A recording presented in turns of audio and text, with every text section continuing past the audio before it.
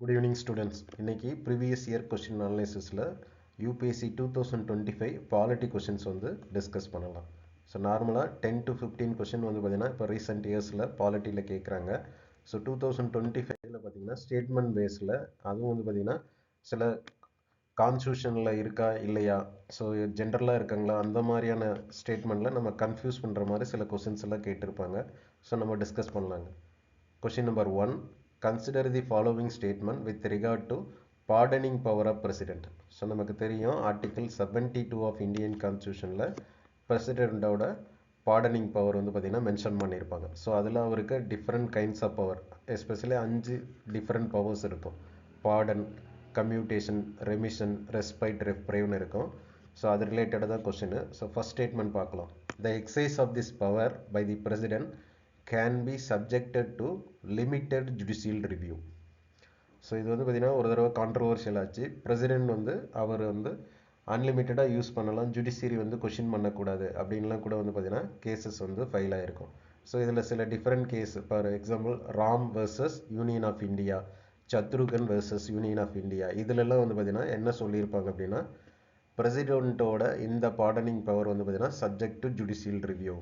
So அதை தாண்டி இல்லை அப்படிங்கிற மாதிரி ஜட்ஜ்மெண்ட்ஸ் கொடுத்துருப்பாங்க. ஸோ ஃபஸ்ட்டு ஸ்டேட்மெண்ட் வந்து பார்த்திங்கன்னா கரெக்ட்.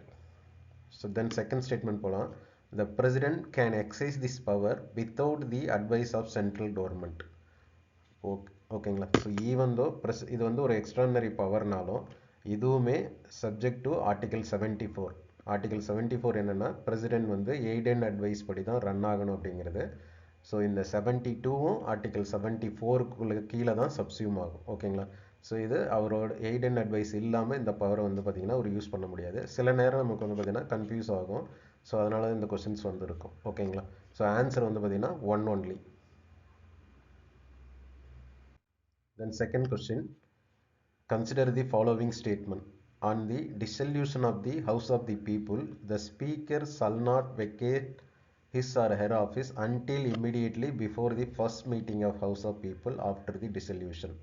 ஸோ நார்மலாக ஸ்பீக்கர் அப்படிங்கிறது head of the Lok Sabha. So எந்த ஒரு பார்ட்டி வந்தாலும் அவங்க பார்ட்டியில் இருக்கிற, அதாவது எம்பிஸ், ஒன் ஆஃப் த எம்பிஸை லோக்சபா எம்பியை ஸ்பீக்கராக சூஸ் பண்ணுவாங்க. மோஸ்ட்லி ரூலிங் பார்ட்டியோட எம்பி தான் வந்து பார்த்திங்கன்னா ஸ்பீக்கராக இருப்பார். பட் இருந்தாலும் அவர் ரிமைன் இம்பார்ஷியலாக இருக்கணும் அப்படிங்கிறது தான் ரூல். ஓகேங்களா. ஸோ இதில் பார்ட்டி வெளியே போனாலும் அந்த பார்ட்டியில் இருந்த ஸ்பீக்கர் வந்து பார்த்திங்கன்னா நெக்ஸ்ட் பார்ட்டி வர வரைக்கும் வந்து பார்த்திங்கன்னா அவர் ஆஃபீஸை ஹோல்ட் பண்ணுவார். ஸோ அதுதான் அந்த first statement. So first statement வந்து பார்த்திங்கன்னா correct. Then second statement, according to the provisions of Constitution of India, a member of the House of People on being elected as Speaker shall resign from his her political party immediately. So இதுவுமே நான் அந்த சொன்ன ஸ்டேட்மெண்ட்டோட தான் connect ஆகிருக்கோம்.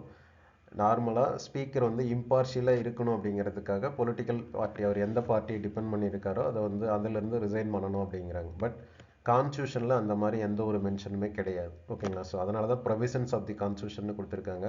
So second statement வந்து பார்த்திங்கன்னா wrong. So however அவங்க அந்த பார்ட்டியை விட்டு வெளியே வந்தாலும் கான்ஸ்டியூஷனில் அந்த மாதிரி எந்த மென்ஷனும் இல்லை. ஸோ இது ஏன் இது மாதிரி கேட்டிருக்காங்க அப்படின்னா பிரிட்டிஷில் வந்து பார்த்திங்கன்னா அந்த மாதிரியான ப்ரொவிஷன்ஸ் இருக்கும். இன்னும் ஒரு சில கண்ட்ரியில் அந்த மாதிரி ஆப்ஷன்ஸ் இருக்குது. அதனால தான் கேட்டிருக்காங்க. ஸோ செகண்ட் ஸ்டேட்மெண்ட் வந்து பார்த்திங்கன்னா wrong. Then third statement, the speaker of the house of people may be removed from his or her office by a resolution of the House of People passed by a majority of all the then members of the House, provided that no resolution shall be moved unless at least 14 days notice has been given of the intention to move resolution. So statement வந்து பார்த்திங்கன்னா கரெக்டுங்க. 14 days time period கொடுக்கணும், provided அந்த அதுக்கான majority வந்து பார்த்திங்கன்னா அங்கே இருக்கிற ஆல் த தென் மெம்பர்ஸ் தான். ஸோ ஸ்டேட்மெண்ட்லேயே வந்து பார்த்திங்கன்னா கிளியரான இது இருக்குது, எக்ஸ்ப்ளனேஷன் இருக்குது. ஸோ ஸ்டேட்மெண்ட் வந்து பார்த்திங்கன்னா correct. So 1 and 3 correct. So option வந்து பார்த்திங்கன்னா answer C. Then question number 3, consider the following statement. So இது வந்து பார்த்திங்கன்னா ஸ்பீக்கர் ரிலேட்டடான பவர் தான் first question, first statement. If any question arises as to whether a member of House of People has become subject to disqualification under 10th schedule.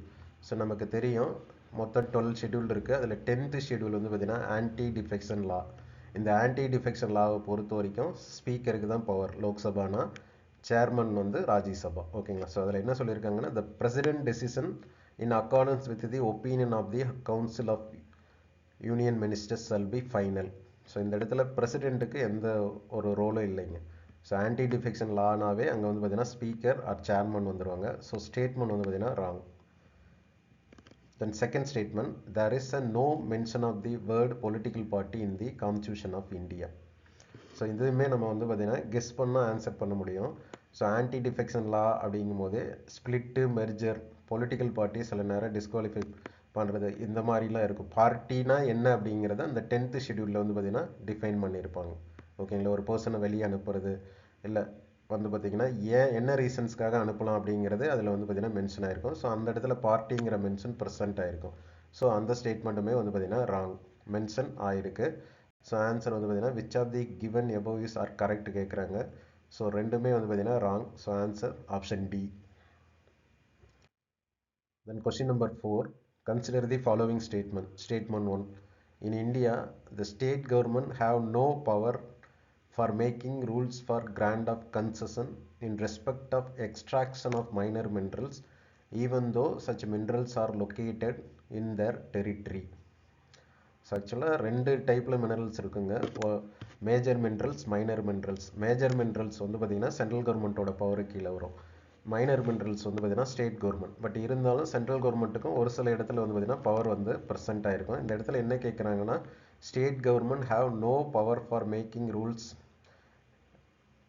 In respect of extraction of minor minerals அப்படிங்கிறது statement வந்து பார்த்திங்கன்னா ராங்குங்க. State கவர்மெண்ட்டுக்கு வந்து பார்த்திங்கன்னா powers வந்து இருக்கும், regulate பண்ணுறது மற்ற பவர்ஸ்லாம் அங்கே வந்து பார்த்திங்கன்னா ப்ரெசென்ட் ஆகிருக்கும். ஸ்டேட்மெண்ட் ஒன்று வந்து wrong. Then second statement, in India the central government has power to notify minor minerals under the relevant law.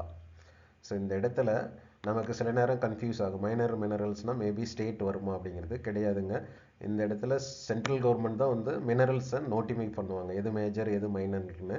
So minor மினரல்ஸை அதுக்கப்புறம் ரெகுலேட் பண்ணுறது தான் வந்து பார்த்திங்கன்னா ஸ்டேட் கவர்மெண்ட் பண்ணுவாங்க. ஃபர்ஸ்ட் ஈவன் நோட்டிஃபை பண்ணுறது சென்ட்ரல் கவர்மெண்ட் தான் பண்ணுவாங்க. ஸோ செகண்ட் ஸ்டேட்மெண்ட் வந்து correct. So option D, statement 1 is not correct, statement 2 is correct, option D. Then question number 5, so எப்பயுமே வர எக்ஸ்பெக்டட் ஏரியா தான் இது. Ordinance with reference to Indian polity consider the following statement.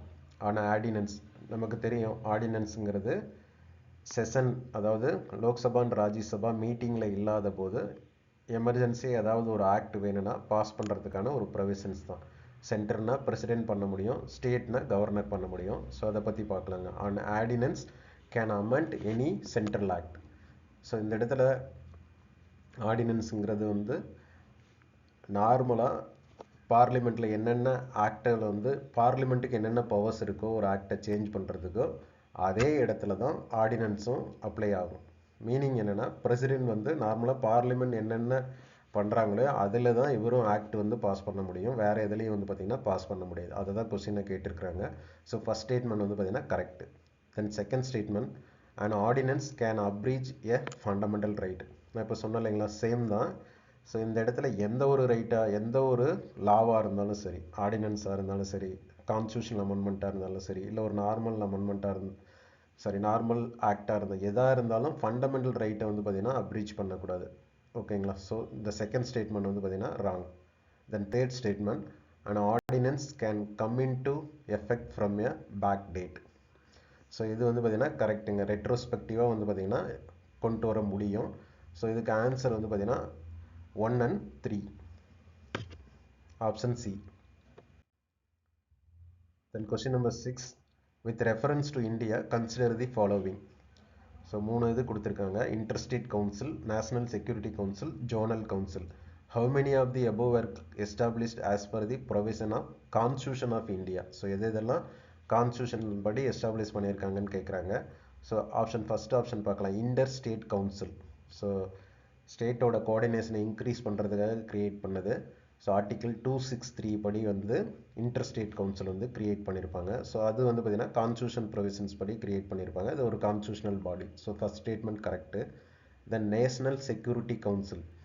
So இது வந்து பார்த்திங்கன்னா defence institution for ஐடிஎஸ்சின்னு ஒரு office இருக்கும், அதுக்கு கீழே தான் வந்து பார்த்திங்கன்னா முதல்ல ஒரு ப்ரப்போசல் வந்திருக்கும், நேஷனல் செக்யூரிட்டி கவுன்சில்னு ஒன்று எஸ்டாப்ளிஷ் பண்ணலான்னு. அதுக்கப்புறம் ஏஆர்சி வந்து பார்த்திங்கன்னா அந்த ரெக்கமெண்டேஷன் கொடுத்துருப்பாங்க.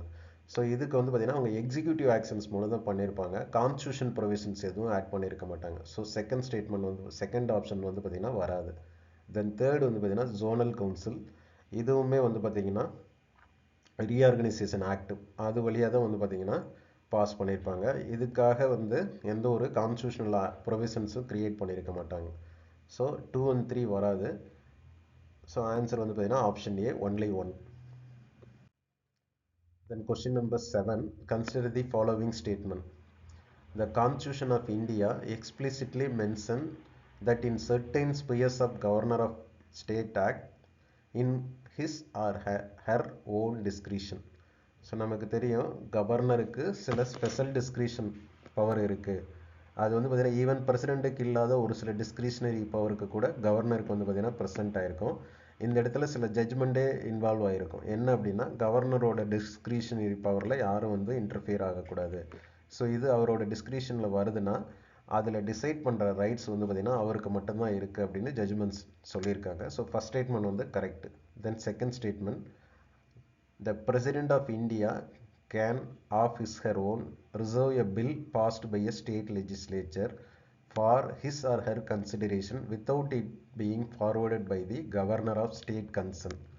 ஸோ அதாவது ஒரு பில்லு ஜென்ரலாக இது என்ன ப்ரொசீஜர் சொல்கிறாங்கன்னா, ஒரு பில் வந்து ஸ்டேட்லேருந்து வருது அப்படின்னா அந்த பில்லு ஏதாவது டிஃபிகல்ட்டிஸ் இருந்துச்சுன்னா அந்த பில்லை கவர்னர் வந்து பிரசிடெண்ட் ஆஃப் இந்தியாவுக்கு ரிசர்வ் பண்ணலாம். இதுதான் நார்மலான ப்ரொசீஜர் 200 and 201 இருக்கும்.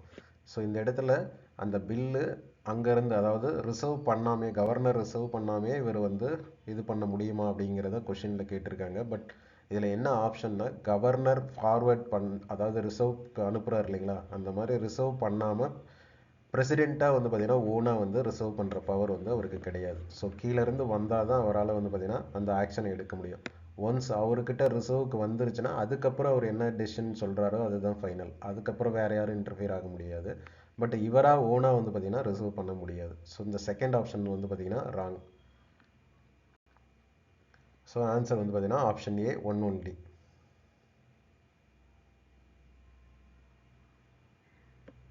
Then question number 8, with reference to the Constitution of India, if an area in a state is declared as a scheduled area under 5th schedule.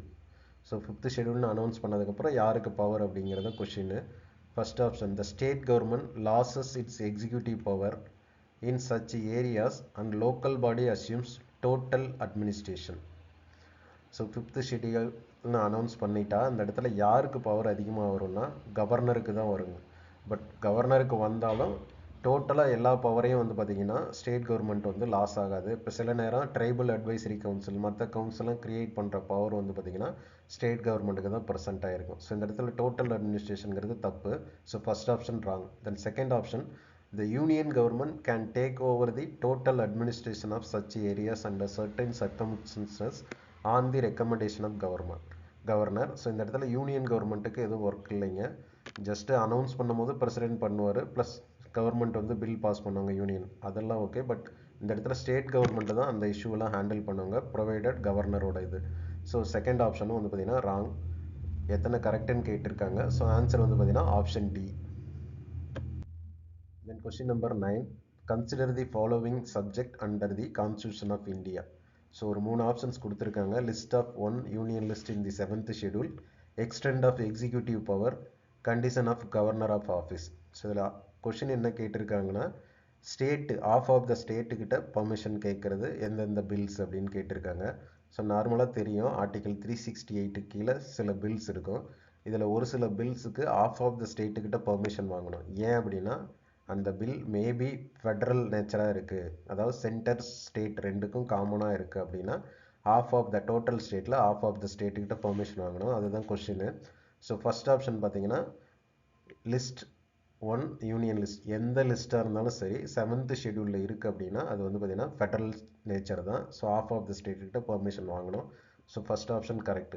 தென் செகண்டும் வந்து பார்த்திங்கன்னா extent of executive power of state, இதுவுமே வந்து பார்த்திங்கன்னா 368ல் ஸ்டேட்ஸுக்கிட்ட permission வாங்கி தான் வந்து பார்த்திங்கன்னா இந்த பில்லை பாஸ் பண்ண முடியும். தென் தேர்டு வந்து பார்த்திங்கன்னா condition of governor of office வந்து பார்த்திங்கன்னா முழுக்க சென்ட்ரல் கவர்மெண்ட்டோட பவருக்கு கீழே வருது. ஸோ இதுக்கு பார்லிமெண்ட்டில் மட்டும் பில் பாஸ் பண்ணால் போதும், மற்றவங்ககிட்ட பர்மிஷன், ஸ்டேட்டுக்கிட்ட வந்து பர்மிஷன் வாங்க தேவையில்லை. ஸோ ஆன்சர் வந்து பார்த்தீங்கன்னா option A 1 and 2. Then question number 10, with reference to the Indian polity, consider the following statement. The governor of state is not answerable to any court for the exercise and performance of powers and duties of his her office. So இது article 361 வந்து பார்த்தீங்கன்னா கவர்னரோட immunity power கீழே வரும்.